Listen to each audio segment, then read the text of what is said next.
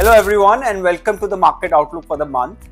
So to start with, month of May was good for equities and there were a couple of key reasons for the same. Number one was the ongoing pause in the US tariff announcements, which is expected till the next month of July. Second was the corporate earnings were better than expected. We have seen the corporate earnings of good across large, mid and small cap, and the profits have grown in the range of 15% plus for the earnings announced till date. And also the global interest rate cuts also help the markets. India, we know the inflation has come down to somewhere around 3.4% in the last month of March, and we expect that could also help rate cuts from our central banks, which will further help the growth. And if you look at the index performance in the month of May, Nifty 50 went up around 1.9% or so for 1 year it's up around 11%. Similarly, mid, small and micro cap was up around 6 to 9 and around 12% in the month. Nasdaq went up around 10.3%. Gold was flat and similar. Silver was almost flat, around 1.5% up. And so you can see all the equity indexes they performed well and they're positive in the month of May, which is good. And the if you look at the PE ratio, the Nifty 50 PE is around 22.3. And we've seen that mid cap, small cap, micro cap, Nasdaq, they all are experiencing strong performance, and the gold and silver has been flat.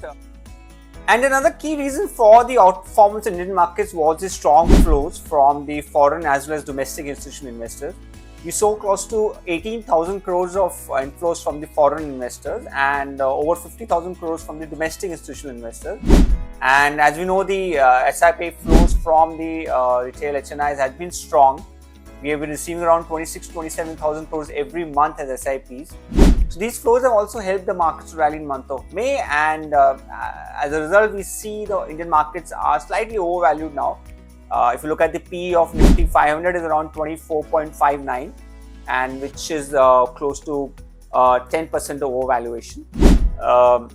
Large cap look fairly valued from a long-term perspective. Small and mid caps slightly overvalued, but at the same time, the stronger earnings can probably support their valuations, and then we can see further upsides. As now when we look at the when you talk about the outlook for the markets, we continue to be bullish on an equity from a long-term perspective, and this is because of the strong data points as well as the flows into the equity funds. The markets might experience a short-term volatility because of uncertainties around the global tariffs and geopolitical tensions, and but at the same time, if you look at the some data points from India have been very strong. We know that the GDP estimates came out for the month has been higher than the what was forecasted. We saw 7.4% growth in the GDP in the last quarter. We saw, which has taken the whole year growth to around 6.5%, which is lower than previous years, but still it has met the estimates and expectations.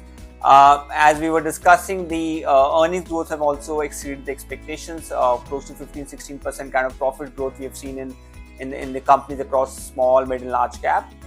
And when you talk about inflation has come down to around 3.34% in the month of March, so which can help for our central bank to cut some rates, and then that could spur the further growth for our markets and economy. And at the same time, another data point was GST collection. GST collection has been strong in the month of May, also around over 2 lakh crore, and a growth around 16% in the GST collection. May was also a good up. From the allocation perspective, for the investors whose equity allocations is below the strategic desired allocations, they can look at buying equities. Large cap equities are preferred due to their relatively better valuations, and for the investors who already have a good equity allocation as per their strategic percentage decided, it's they can hold on to buy for the equity as and when there are meaningful corrections in the market.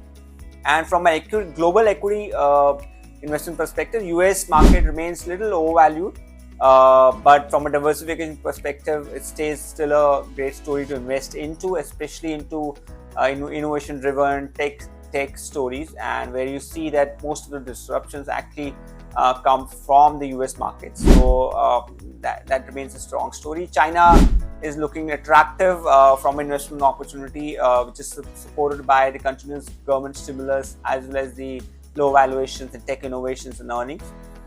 Germany is also looking good. We have seen a good amount of government stimulus support for the economic growth. There is stimulus around euro 500 billion, which was recently announced.